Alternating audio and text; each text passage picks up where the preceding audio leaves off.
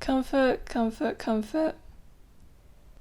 This video is a way of me thinking through the idea of comfort, its meanings, and what it might mean, could mean, in the context of living with disability.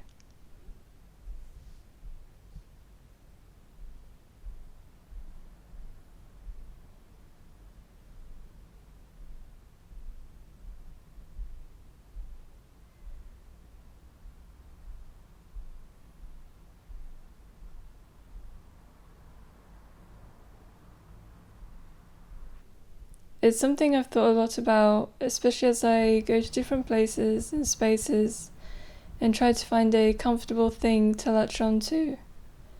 My eye is always moving across the room to work out where the comfortable spot is.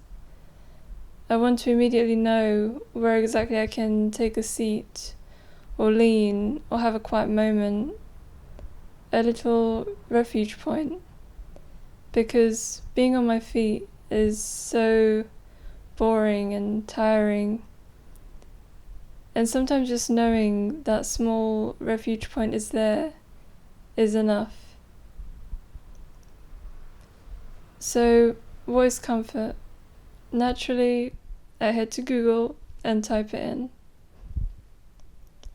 Comfort: a state of physical ease and freedom from pain or constraint.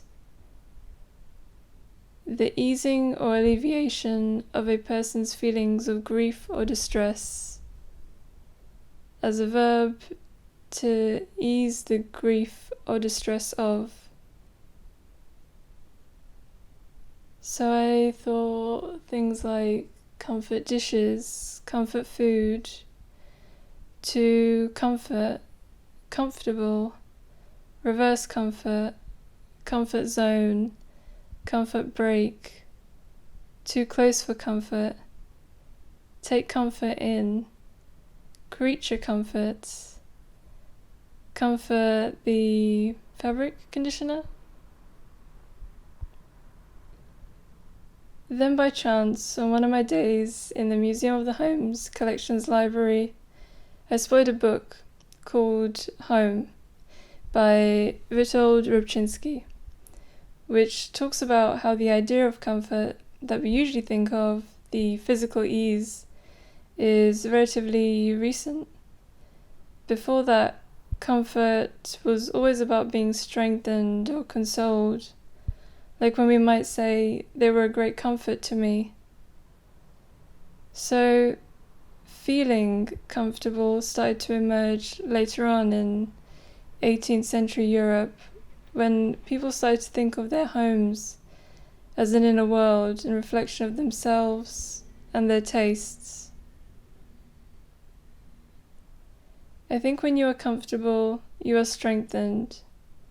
I feel that when I sit in a chair that I feel comfortable in, or I'm in an environment that I find accessible. We probably all do, but with my disability, I feel that feeling is more than physical ease.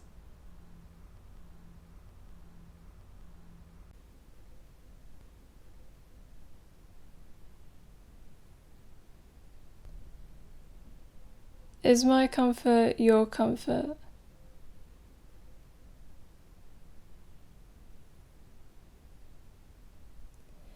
Before I came to my own conclusions about comfort, I wanted to ask the question more generally, and the answers received seemed to neatly divide themselves into the two meanings of comfort that I mentioned earlier.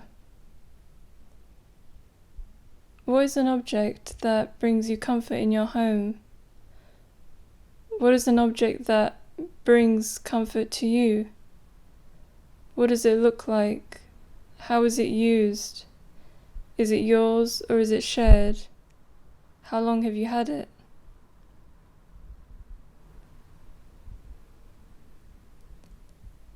There were mentions of beds, sofas, cushions, blankets and quilts, armchairs, lamps, all very symbolic of physical ease.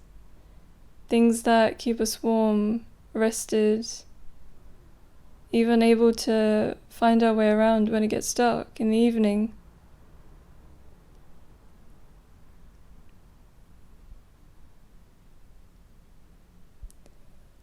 And then people mentioned books and records, radios, music players, certain cups or plates or mugs, photo albums, souvenirs, and postcards. These objects that may hold sentimental value or are given to us by loved ones, things that we find and gather throughout our lives. These objects that probably quietly strengthen our sense of who we are.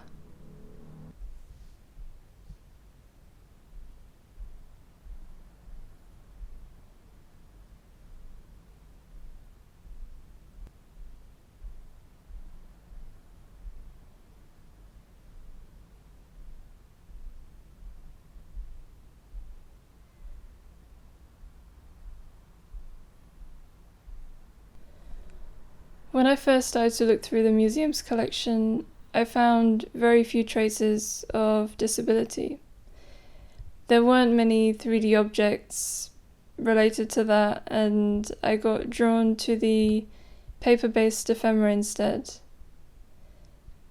And within that, one thing did stick out to me, which was a 1920s catalogue that included something called comfort furniture.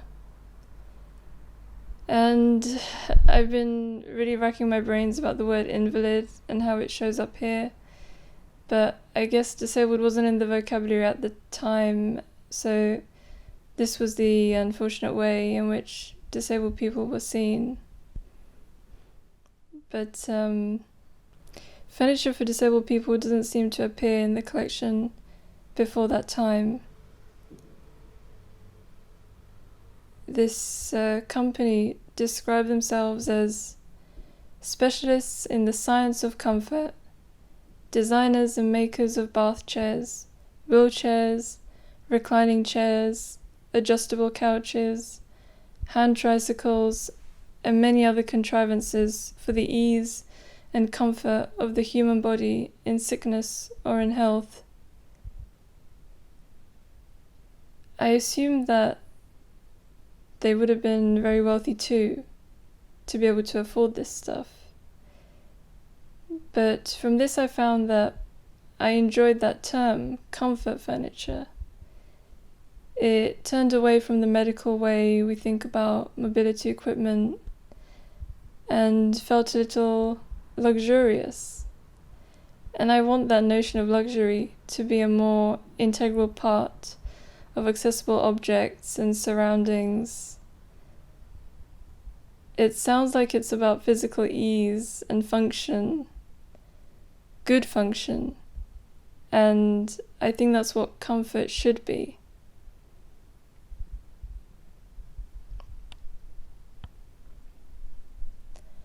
Okay, so hold on. I'm an artist, right? So what does this all mean for me and my own practice? Well, it's forced me to think on and explore things I'd perhaps felt but not yet had a chance to sit with and make sense of. I think a lot about how different environments work for me, and ruminating on how comfort can sit within that is a new extension of existing thoughts. So I guess to end with, I think that if we can think about comfort as both of its meanings at once, the physical ease and the strengthening, it could just be really, really good.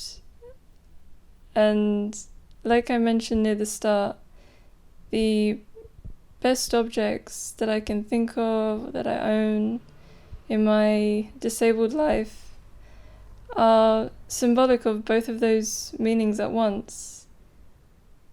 They provide ease and they support.